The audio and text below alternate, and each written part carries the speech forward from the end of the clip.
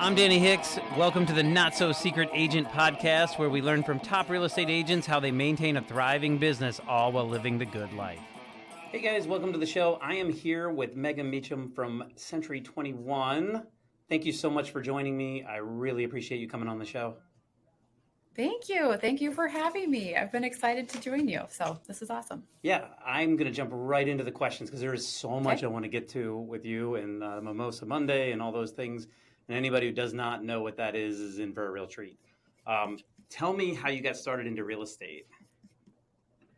I started real estate in 2005. So I was in my previous life, I was working for a commercial printer. So I did that out of college, and I joined this commercial printing company with the intent to go through their, management trainee program where you go through and learn all facets of the business. And then, the ideal plan is that you go off and run one of the companies somewhere. And as I was 6 years into working at this printing company, I kind of had this epiphany where I'm like, everyone around me has been doing this all of their lives, and their dads have done it, and their grandpas and everybody. I'm like, everybody's a lifer.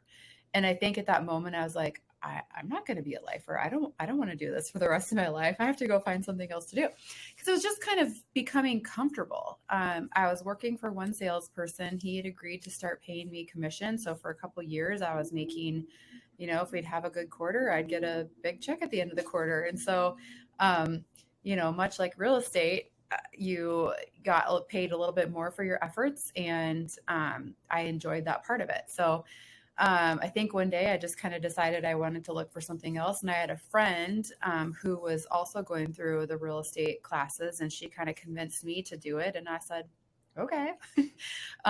So back in 2003 or four must have been whenever I started this journey. I opted to take the real estate classes online because that was an option. And we had like dial-up service at that time. So I'm really dating myself by telling the story. I mean, I don't know what you're talking about because I'm so young. Okay, sure. Yeah. But like I'd go and so I was doing this all in my free time, not while I was working, of course. And I'd go and like watch a question or something, and then I'd get up and go put like a load of laundry in, and then I'd come while the next page loaded. It was that slow. So it took me a while to get through, but I finished the classes, and then I wasn't ready to pull the trigger yet. So I waited the maximum amount of time before I could take the test, which I think was like 6 months or something. Which is always a good idea when you're trying to stay really fresh. A great idea. So I did that, and then I was like, oh, now what? I always waited like the maximum amount of time until I literally was forced into like, okay, I'm going to quit. I'm going to start this. So I did quit my job and started real estate full time right away the next week. And that was probably the best thing for me, just to not really have a safety net. Burn the ships and all those things. Yeah, just go for it. So I remember meeting with, I interviewed one broker, but I remember meeting with, and who's the broker I'm still with today? Because we didn't know that they hire everyone who can fog a mirror. At the time, you're like, I got hired. This is amazing. I have a job. I remember him asking me, he's like, well, what are you going to do to be successful? And I was like, I don't have a choice. Like, I have to be. So that's literally the one thing I remember from our interview. And so, of course, I got the job. Surprise. You interviewed well. But then we started 100 Days to Greatness the very next week. That was my first week in real estate. So I am so blessed to have had somebody who was a mentor in the Buffini and Company program. And that's what all the new agents did. I was probably one of the first ones to go through it, and in our company. And from, I guess, the rest is history. But that was 18 and a half years ago. Yeah, I hung on to my day job for a good decade. You definitely really were smarter than I was. Yeah. They were like, I don't know if it's smart. Well, they were like, congratulations, you sold, 20 houses, blah, blah, blah. And I was like, yeah, not, if I get up early enough, I can do it again next year. Yeah. Yeah, definitely Yeah. not as much fun. So I know you said in the beginning, just existence, you had no choice. That was your why. But I'm sure your why Hmm. has changed as you've been more successful. What's driving you now? Yeah. I mean, I would say and I thought about this because we all should know this off the top of our heads, right? Right. Yeah.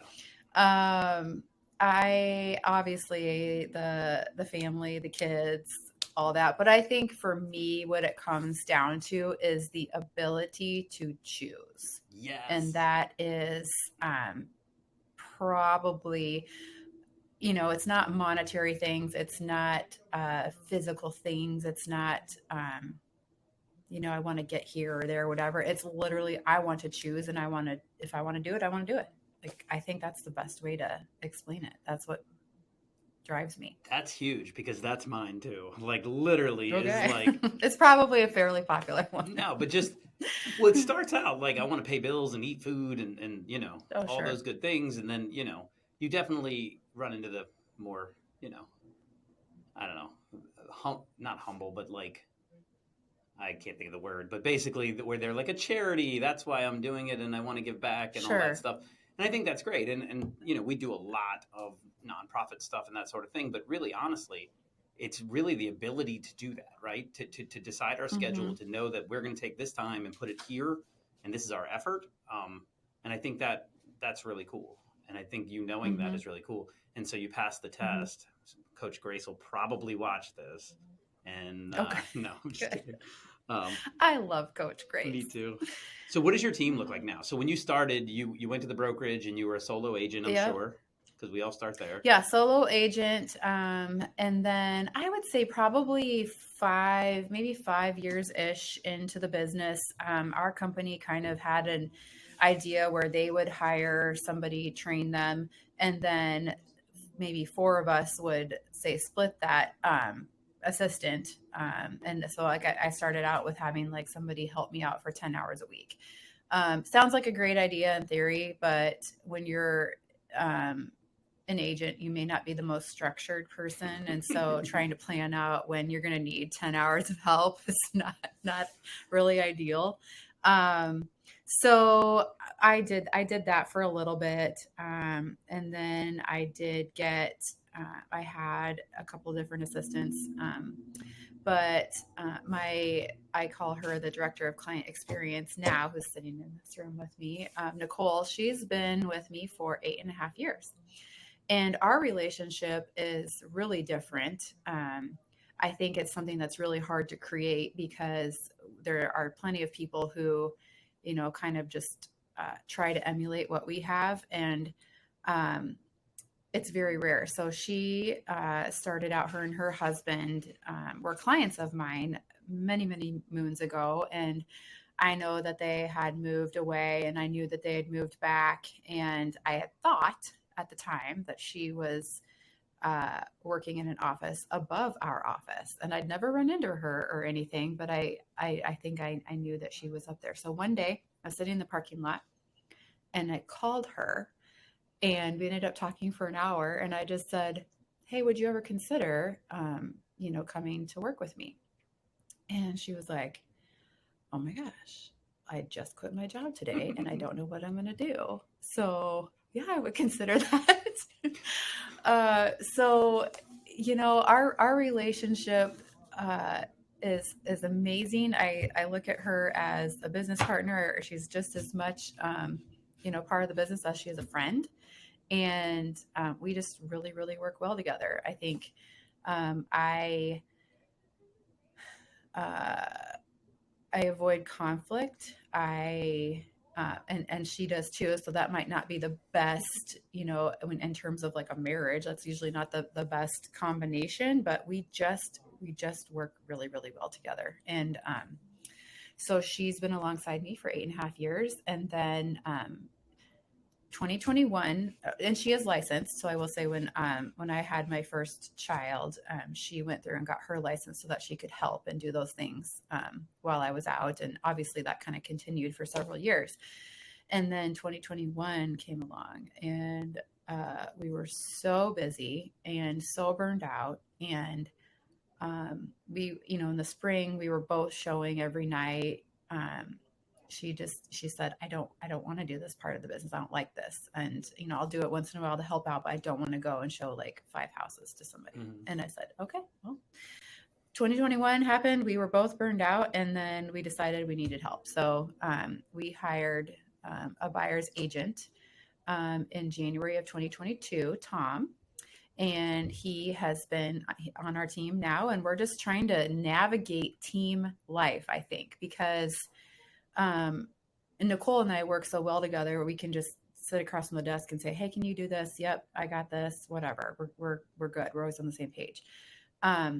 With Tom, I'm forced to be a little bit more of a leader and take that. And Grace and I have had these conversations a lot.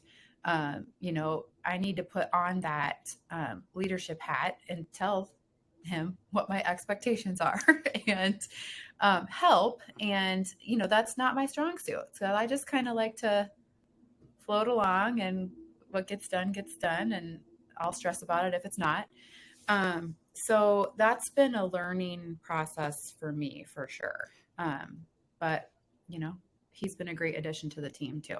Yeah, I was going to say, when I got my assistant... That was kind of a lot. Yeah, I was going to say, I went through the same pain, because we did become realtors because we're free spirits. And we're working all the time. Mm-hmm. Whenever we're working. And we had to kind of lay down that structure. Luckily, I got an assistant who knew more about being an assistant than I knew, about being an agent at the time. I mean, she ran a Long and Foster's office. Sure. And it was amazing. She stepped in and she was like, here's all the things, and these are the structures and that sort of thing. But as your team grows, you do need that formality. You need that structure. We need to be like, these are our expectations, because they don't know. We assume, and it sounds like you got lucky and got somebody who was like intuitively just knew what you needed. And now it's kind of like, all right, well, I can't count on that every time. And you don't have the time for that either. So to lay out that structure is really, really important. And it sounds like that is an interesting journey that I will definitely be following up. See if we can't help each other with that, because I am in the same thing. Yeah. But yeah, so I guess, we've started up, weekly team meetings and just kind of talking about, and I'm guilty of I am anxious to get to work and, yep, everything's good. We just got through what we need to, and let's move on. But so that's it's a conscious thing. It's a struggle for me actually to be formal about it. Yeah, to be structured. But that's what you need. That's what they need too. Yeah. Yeah, that definitely helps everyone, I have found. Hence, I mean, we work by referral and having the app with I need these many calls and these many notes and these many pop buys. I mean, tracking and being formal is why the system works. Yeah, and so applying that with your assistant totally makes sense to me. And this is the fun part. What are you doing to generate business right now? What is the nuance? So we all do calls, notes, and pop buys, but who are you calling? Yeah. What's the spin? Yeah. So this year I have found myself a little bit in a different space, which is where I wanted to be, but it's, I'm learning. So, a few years ago, I had conversations with Grace about, I've been in the business X amount of years. My goal is always to increase that average sale price, right? And the last few years have been great for that. But, with so many years in the business, I should be able to step up where I want to be. So I really did make a conscious effort to be more in the luxury space. And so I started taking classes and, getting some different designations and really kind of, okay, I'm saying like, what does it look like to immerse myself in this different space, right? So I kind of took a step back from the conferences that I had always gone to and always been to and started to look outside of that to what new things can I, start to plug myself into. So, really just learning some more about that, about the marketing side of it, the networking side of it, and then enhancing relationships with other agents in that space around the country, which I have found to be really beneficial. So I guess, I don't know how many agents really look at other agents as their target. And that it's not really my target per se, but if somebody's looking for an agent in the luxury space in Des Moines, I'm going to be that person. I'm decided I will be that person. So that's kind of one thing that I'm doing just regularly is just calling agents, a couple times, a couple a week, and just kind of growing my sphere that way.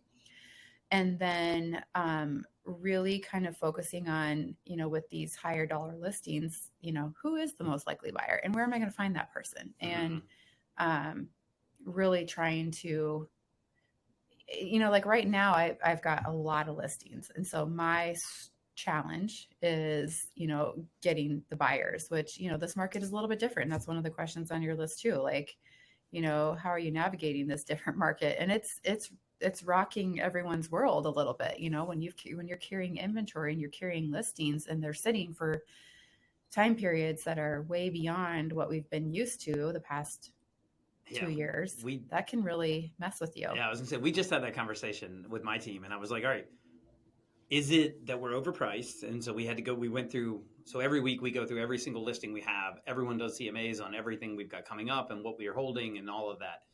And if we didn't feel like we were overpriced, then it went back to, is it just a normal market, right? We're getting showings. The feedback is coming back and nobody's mentioning price. They're just saying it's not the house. And even my buyers, what they're coming back with is like, we like it, but there's not a line. You know what I mean? If it's not a bidding war, we'll just sit over here and see how it goes. And you're going, yeah, but that's everything you said you wanted, Yeah. I mean, it just feels like nobody's really serious about it right now.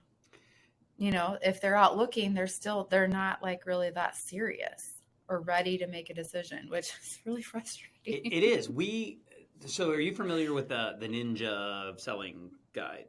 Have you ever seen that book? I've seen it. I haven't taken that course. So I may know what you're going to say, but maybe not. I stole a piece, their intake. Like I kind of integrated that with what, Brian teaches and that sort of thing. But one of the big things that they are serious about is making sure that they are going out to buy a house and not to look at houses. And it has been tricky and yet, a lot better because you're literally going, well, you're not ready to buy a house yet. It's fine. Yeah. But we're also not going to look at them because you're not ready to buy a house, and that is tricky. And it is from our standpoint because we're literally going, get in the car, let's go. Because there's so many motivated realtors right now and not that many motivated buyers is what I'm running into. And I just don't want to be one of those people that circles for every weekend driving around if these people aren't serious. And so one of the questions they do is like, what would you have, wave your imaginary wand to take the pressure off. But what would you have to have in order to be ready to write a contract today, right? And they give you the list and you write it down. And until they mark that off, you don't put them in a car. They can look at all the internet they want. You can send them the stat sheets. You can talk about it. And that makes them either go one way or the other. Like that's something that we've been really tweaking and if nothing else, it gives you more time, Sure. Yeah. Now, it'll take one client to go the other way and then I'll be questioning all of it. But you know how that is. But that's what we're doing right now. Right. And it's been working. Yeah. Yeah. I'm trying to be super diligent about pricing listings. And, I think we're coming off of a time where, sellers are still thinking their house is worth this. And, we're like, especially heading into, in Iowa, we definitely have a seasonal sales curve. And if we're back in a normal market, we are back to a normal seasonal sales curve. So we look at September and October as good selling months, typically in general. November and December definitely slow down. You have holidays, you have, usually really cold weather. January, February is much worse, but then you kind of have the promise of spring and the hype of the spring market, starting to happen at the turn of the year. So, pricing those listings mid-September for October 1st with the, sales cycle is, I think, really, really important. When you're, can I ask this, when you're pricing and the comps, one, do we go back and look at what the interest rate was when they wrote that offer? And then two, like, do you go, assuming you have 4 comps and all 4 of them have a bidding war, do you go to the list price where they listed, or do you go to the top of the bidding war thinking that? Because that's an argument that I've been making with myself is like, where? Yeah, no, that's a really good one. And I think, in our market, we probably haven't had the extremes that maybe you've experienced in your market as far as like the over bidding. But I think we definitely look at, instead of the last 6 months, we look at the last year because of what's happened, and also just if we're going to price something now, it's fall, when 6 months ago this comp, it was spring. Like that's a different market. And so I think we kind of look at it that way. Yeah, I mean, I feel like doing a market right now is it's so subjective, really. But you have to look at so many different things. Yeah, you look at the stats, but you also look at the seasons, and then you also look at different things about the house, and it's not as easy as it used to be, I think. Well, there's way less, and it's a little bit on feel. Like I think you do have to kind of go on feeling about it, and what when this house hits the market, are people going to be like, oh my gosh, this is crazy, like this is amazing, or is it going to be because I've got some really unique properties, and that can be really great or really bad. Right? It depends on who, yeah. Yeah. So I think, it's a little bit on feel. And feel is the hard one. Like, because you can't quantitate that to your seller and go, hey, look, this is where we're going to be.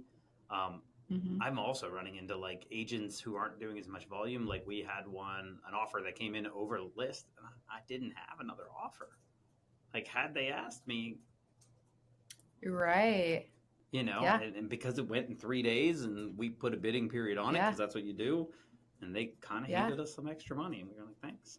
Well, shame on them. Well, that's it, awesome, right? For you. That's what I'm saying. Yeah, it's been really fun. Yeah. So let's talk a little bit about the Mimosa Monday thing, because that is definitely different. A lot of people don't do that.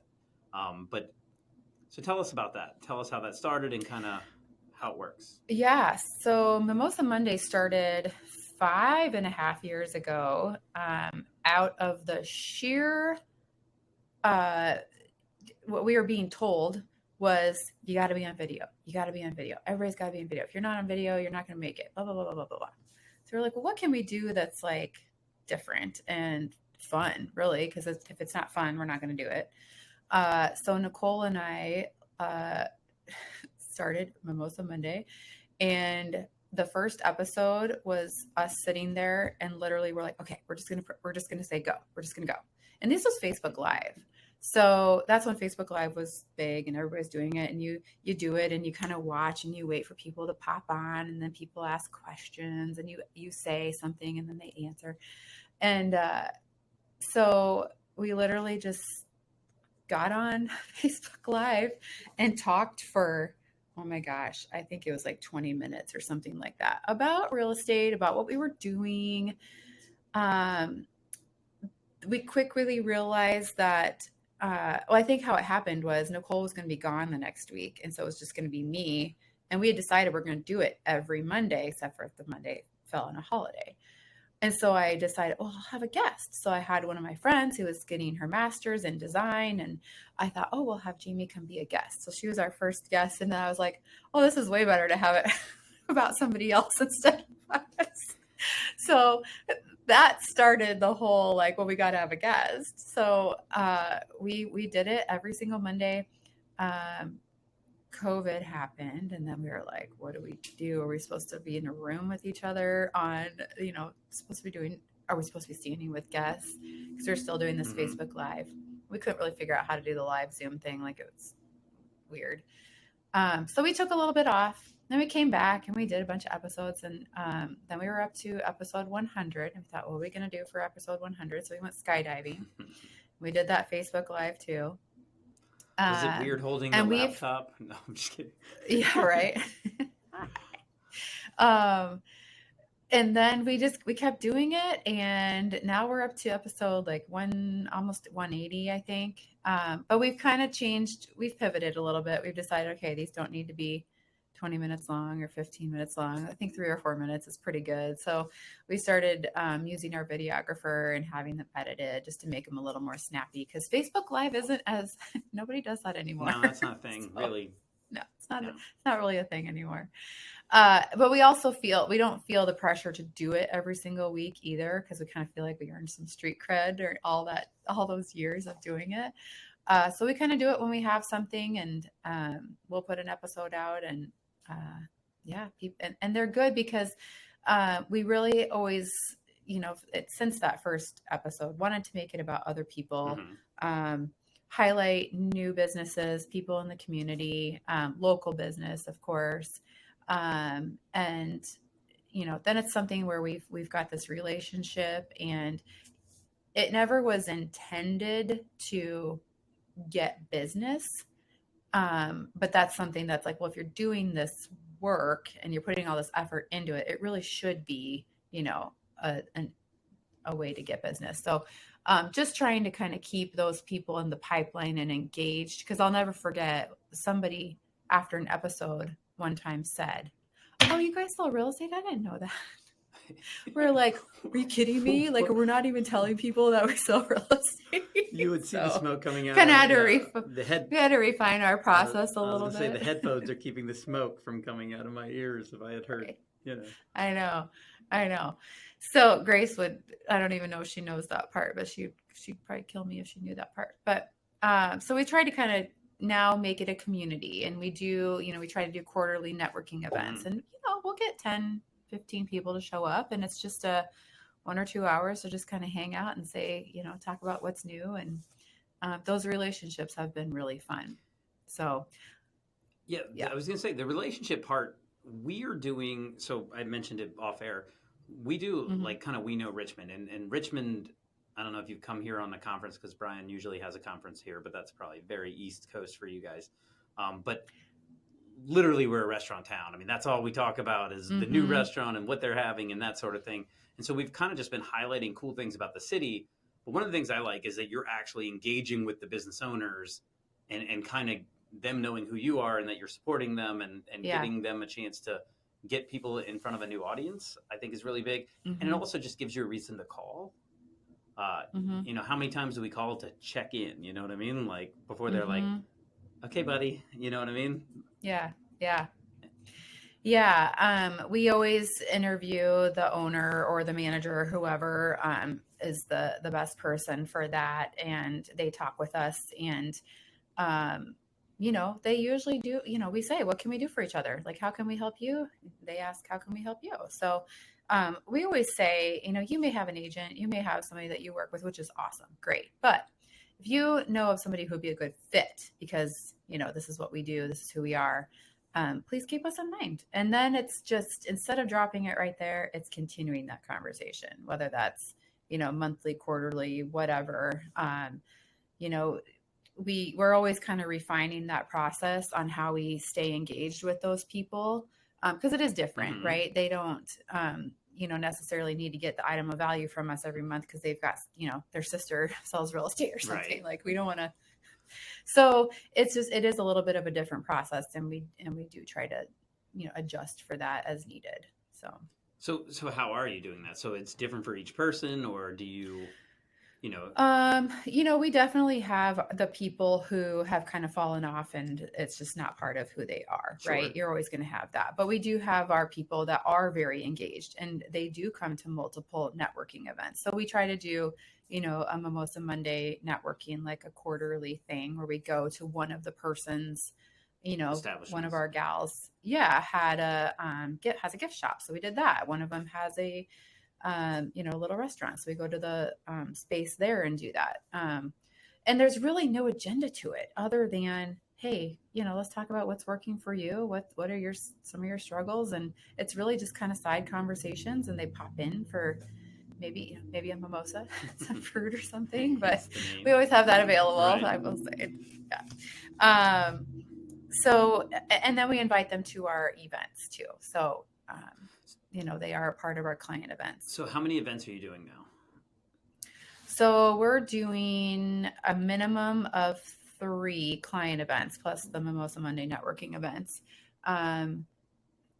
So we do a larger party in the spring, which is kind of like a 6 to 9 happy hour. We have appetizers, we have drinks, we have live music, and it's really just a come hang out, let's talk. We usually have 140, 150 people that come to that.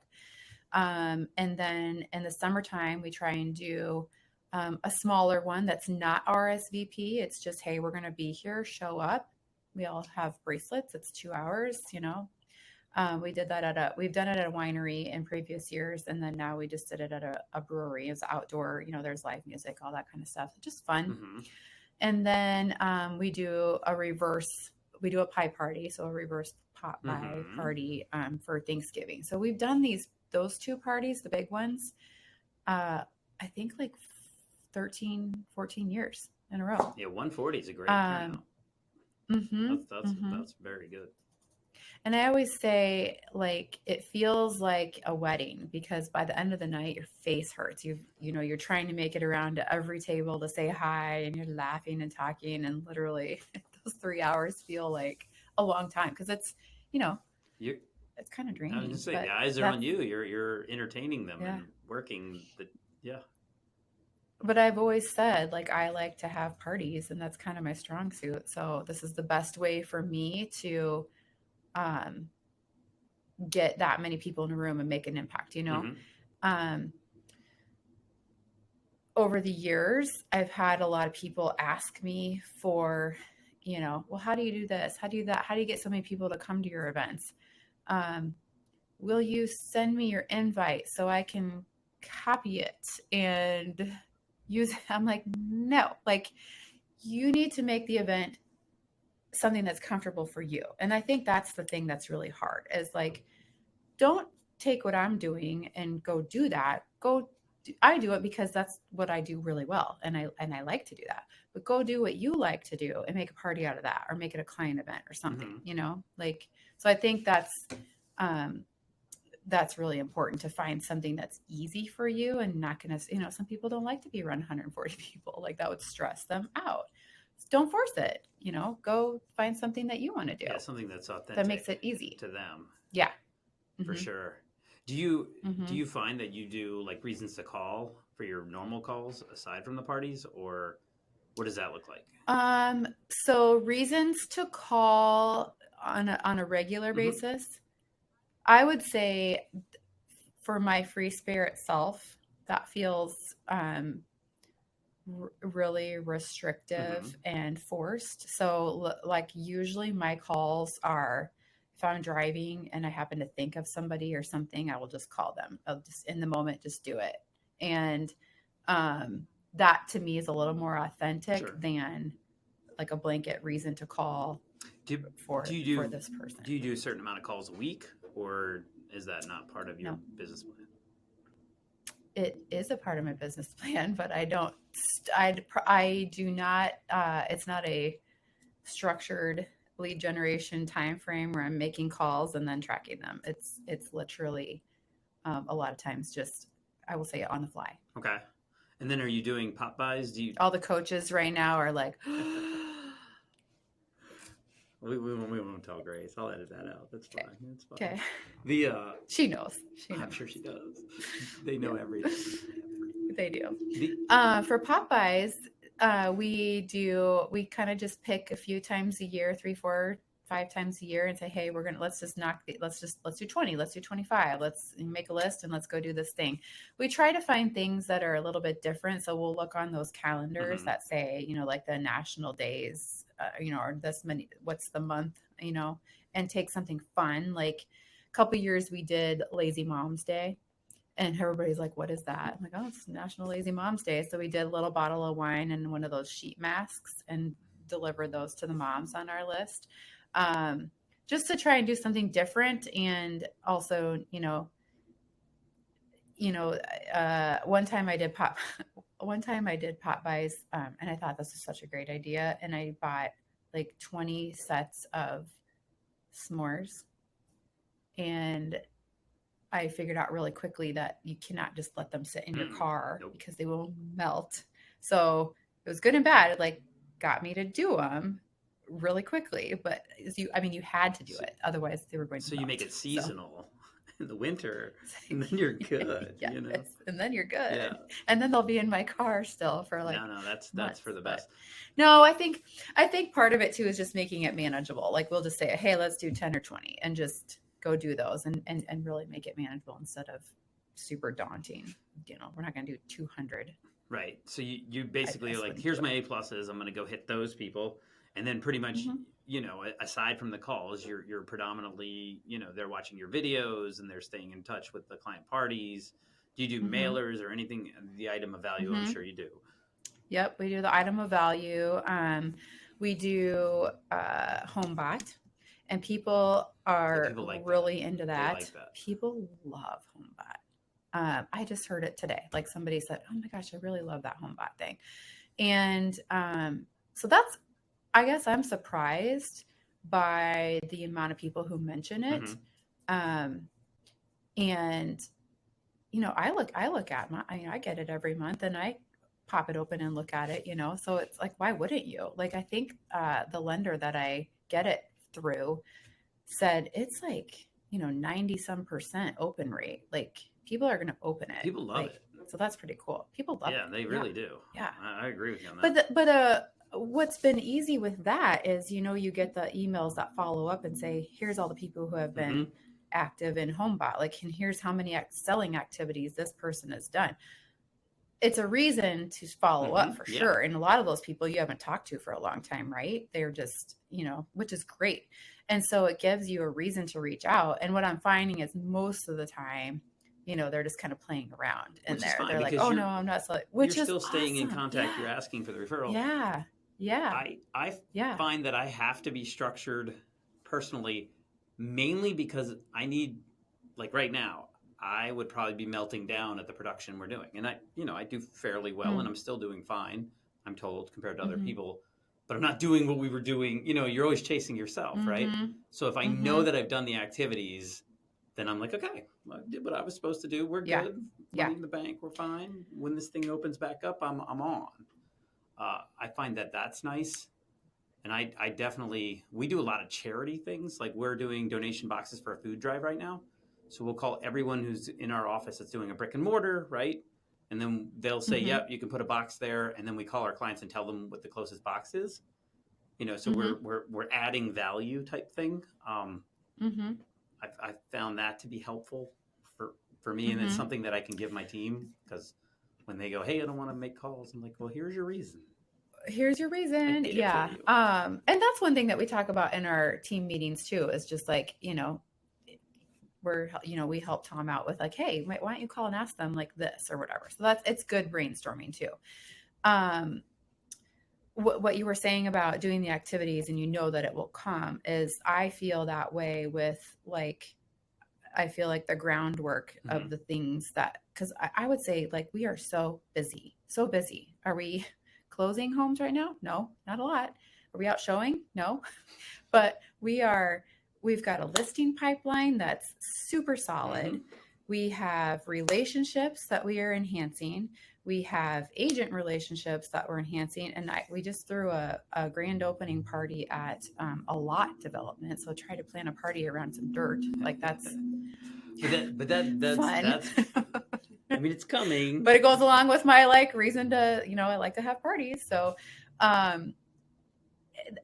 but it's like, okay, all these things, I know it will all come together. I know it will. And so, trying to, I do stay pretty positive. I mean, you have your moments of doubt or whatever, but the biggest agents, one of the nice things about this podcast is I get to interview a lot of people and see where they're at and see what's going on. And even the massive mega agents all do what we do, where they're like, I'm not feeling it today. You know what I mean? Now, hopefully they probably would snap back before I will, because they're that seasoned. But yeah, I mean, definitely. Yeah. We're all in the same boat. Yeah. But I think the biggest thing for me is to stay motivated and keep busy and keep with the activities, because, I'll admit, my period of struggle is usually January, where it's after the holidays. It's not busy. The weather sucks. It's cold. And I just know that I need to get out of town and go do that because it gets real depressing around here. And, when then I start to feel like that kind of snowballs. And so getting out of town, getting some sunshine, and just taking that time because you can. Like I just need to be better about planning that. And I said that for 18 years now, but I continue to do the same thing. Next year's the year though. Next, Yeah, that'll be it. It's the year. That'll be the one. So, what is your favorite quote? Oh, okay. So I wrote down 2. Okay. The first one, I think it's probably we've all heard a million times, but I love smooth seas do not make skillful sailors. Oh, I like that. Like you learn your craft when it's tough, and when everything is great, you come out on top, right? Mm-hmm. So I love that one. The other one, and there's really no reason why I like this one. I just really like it. Forgiveness is the fragrance that the violet sheds on the heel that has crushed it.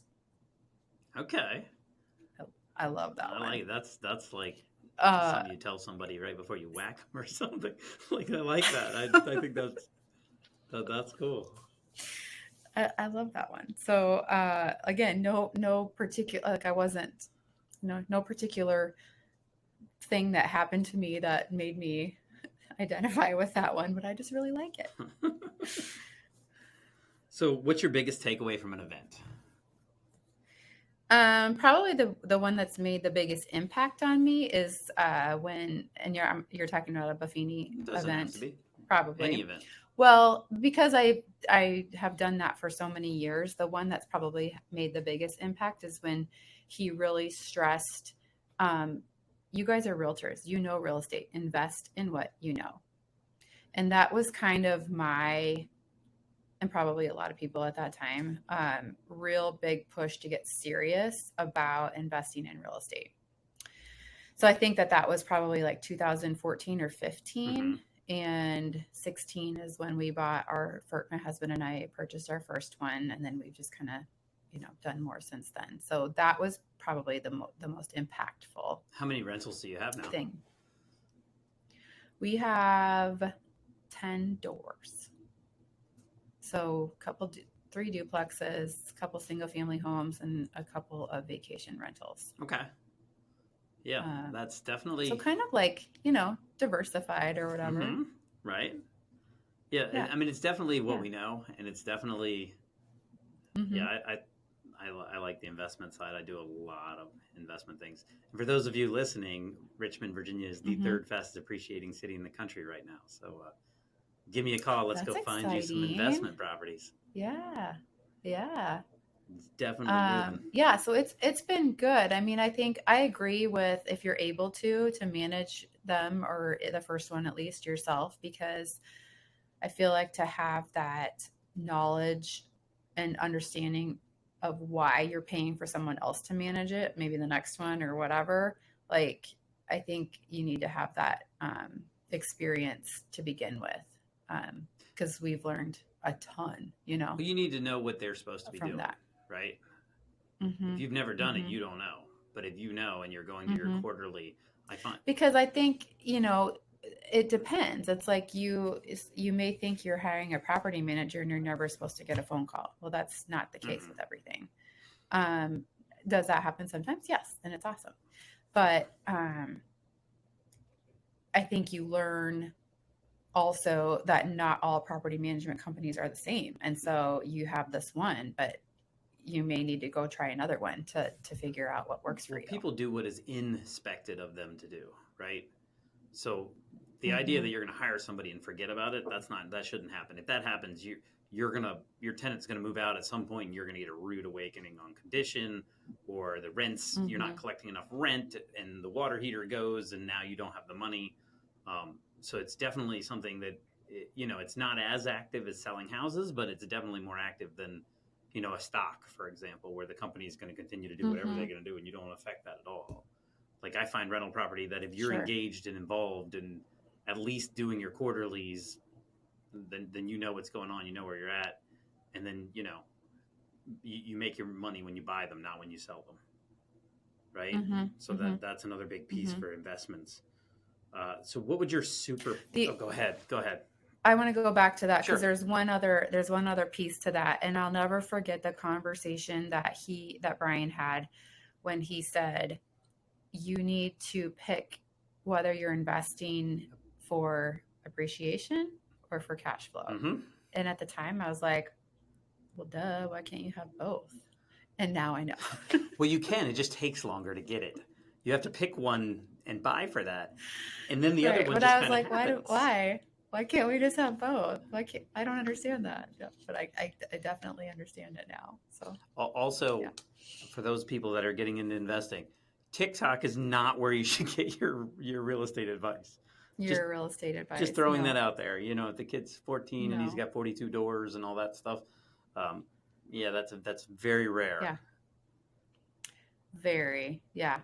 And chances are his parent was a realtor, and so they don't mention that part. or a real estate investor. Right, exactly, and that's kind of how that happens. Yeah. So what would your superpower be? Oh, this one I struggled with, I have to tell you.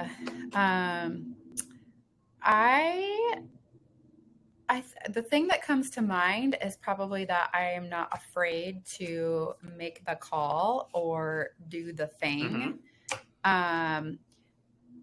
And sometimes it's a mood thing. You got to be in the mood, Sure. right? But I probably do some of the most impactful things like on the fly, like when I'm thinking of it, like when I say I'm driving and I'm like, well, I'm just going to call that person. Mm-hmm. Like realtors have the tools to pretty much get any phone number that they need to have or want to have. And those have probably been some of the most impactful things. So I don't know how you translate that to like the superpower. No, but it is. I would say that it's the power to not doubt. It's the power to do and not feel embarrassed about. I always found that when I'm trying to find somebody's number, that gave me a reason for 4 more calls, right? Because you're trying to get proximity to that person. There you go. Yeah. Right? I'm like, all right, if I just called 4 people and one of them led me, like we're chasing estate attorneys right now. Okay. Because nobody cares what the interest rate is. You know, they're not like, oh, it's 7%. I'm not dying Yeah. this year. Yeah. And they're a great source of listings, obviously, right? Right. But to get to them, we've literally been like proximity. Like, who do we know that knows estate attorneys? Like, yeah. And those are fun calls to make too. Like, hey, I'm thinking about doing this and I need to talk to this person, you know, who do you know? So that's another reason to call. Can you help me? People love that. Yes. Hey, look, yeah. You know, I'm talking about my clients. You're my friend and you're going to, you know, I'm giving you a peek behind the scenes type thing of what we're doing. And they love, you know, depending on the person. Yep. And back in the day, I used to, when we were in a market where things were sitting and I was really struggling with some listings, I would call some of the people in my database and I would say, hey, I'm going to ask you, put your real estate hat on. And who do you know? that was one of my reasons to call. Like, okay, I'm just gonna try this. And it was great. You know, they say, gosh, you know, I'm going to think about that. And they may call back a day or two later and have, you know, an idea for you. So, and even if they didn't, they thought about your business, right? Yeah. They were intentional. Yeah. I mean, you got the articular activator fired back up. Mm-hmm. You know, if nothing else, that was worth it, right? Yeah. Yeah. And I think that's the thing. It's like the whole goal in this is to be the person that they think about when they think about real estate. That's it. Yes. Yeah. And, you know, you've got to stay in touch and make the calls and do the things to be that person. So it's what's worked for me for this long. And I'm sure I'll hopefully continue it for another 18, 20, whatever years. AI I can't imagine ever not. Yeah. Like that's not going to replace us. Right. No, they need us. And to your point. Yeah. The joke we have at my house with my wife is that I can retire the day I die. Not because she's going to make me work, but she's like, you'll never be able to apply. You would retire and create 3 companies you're crappier out on the way home. So you might as well do what you're good at and it'll just be easier on all of us.